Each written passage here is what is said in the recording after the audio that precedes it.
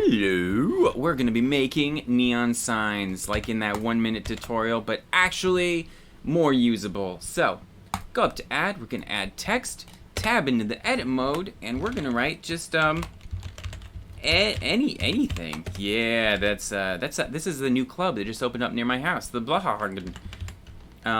So we rotate it up, and it's really easy. Go into the object data properties, turn the fill to none, and under geometry, turn up the depth, and you've got your shape of your neon sign. Pretty cool. In the materials, we're gonna make a new one and change the surface to emission. Maybe strength of 5 and turn the red to red neon. We can't see anything, and that's because we're in solid view. Change it to material preview, or better yet, rendered. And that just looks garish. So we're gonna go in. We're in Eevee right now. I'm gonna turn on bloom. Yes, that's better. That's kind of better. I'm gonna turn on all of them. And let's make this a little orange, and maybe even turn this up to like 11. So ooh, that's a good glow right there. So we go back into our object data properties, and font. There's font.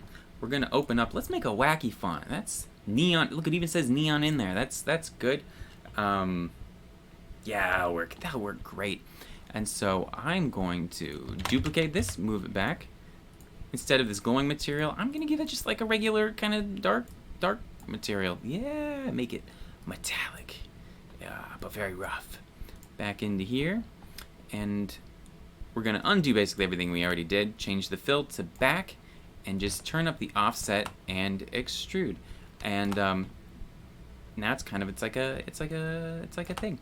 Actually, this might be a little dark. I want to get a little bit of the reflections back in there. Yeah, that's kind of cool. So sometimes if you offset the fonts, it can intersect. Especially if you have a really fine font, like it'll overlap and get kind of funky. But this one has a lot of forgiveness to it, and it's actually fun if you take this and then duplicate it and change the offset. You can make it like a very intense, expensive font. This looks like a maze. Wow. I kind of dig it. Yeah. Alright, so if we...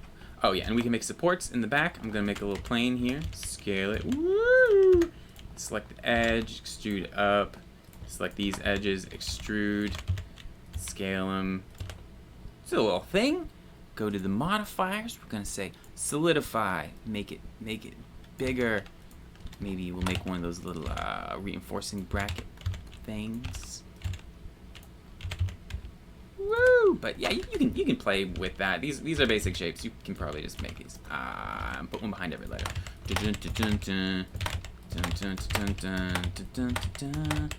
And these ones aren't gonna line up with the rest of it. Yeah, there we go.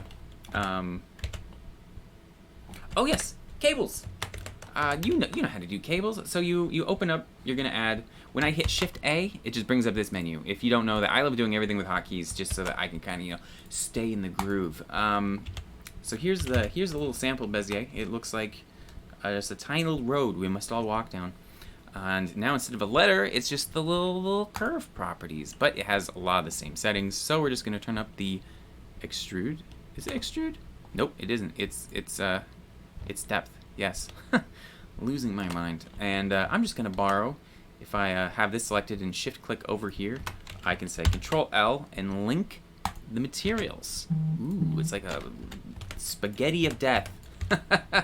So you can have this and just hit E and extrude this around, and that's kind of nifty. So this is a big amoeba, which is very cool. Yeah, and it's philia. It's phalanges. I don't know. And we gotta add the mitochondria. Yeah, and this will be the logo for the BLAHHHAHGN. Why was I showing you this? Oh, I was actually gonna show you wires. So, okay. Oops. Rotate this, and I mean, but wires is exactly the same thing, though. You do this, and I'm moving it over like that. This is maybe not the best way to do it, but we'll see how it goes. I'm gonna select all of these, hit V vector, and then I can just select these points and kind of pull them down, and it makes it, you know, kind of droopy. And you can do you can have as many droops and whatever as you care about. And actually, most neon signs do not have a bunch of just wires hanging down. That's why that's a choking hazard, really. Ooh, this is fun. Once you do this, then you can just, you know, boop boop. That would probably be the most efficient way to do it. And if you want, you can duplicate all these, raise them, and flip them on their axis, so you just got so many cables. Yes, I love it. We're gonna turn up the depth, yeah. Then give it a new material. It's gonna be a little dark, yeah. Let's scoot it to the back, yeah. All wires in the back, yeah. That's pretty cool. This is sick, man. Let's add a couple more of these amoebas. Absolutely. But what type of food does the BLAHHHAHGN offer? Well, I'm glad you asked, because that leads us to our next topic, fonts. I'm going to duplicate that one, yes. And instead of this font, we're going to open up one of our wacky dingbat fonts, the fast food icons.ttf. So I use I think it's called My Font or Da Font is two different options. And they, you know, you can just browse through, and you can type in sample phrases and things like that. But I mean, look at this. They got like the sushis and the popcorns and all this stuff. I don't even know what these are. Like, I just have to type in random letters until I find something. A B C D E F G H I J K L M N O. Oh, I hit a space. There's a fish. Oh, this is great. So I think that the BLAHHHAHGN has pizza, yes. Condiments for sure. Chicken, no. All the chicken died. Tofu, yes. Popcorn, no, but they do have more pizza, and those are their offerings right here. Instead of this material, I'm gonna make it yes, and this is a little bit too small here, so we're gonna turn this up. Ooh, only some of these are linked.